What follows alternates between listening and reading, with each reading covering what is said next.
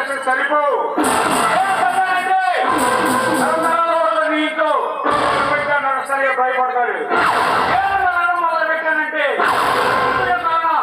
నీతో మగ బిడ్డ పుట్టడానికి భయపడతాడు.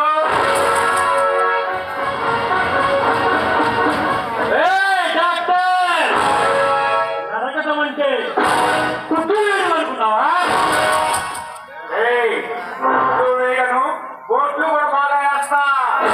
తప్పు చేస్తే వైద్యం చేస్తా, తప్పు చేస్తే అంతంగా నరికేస్తా.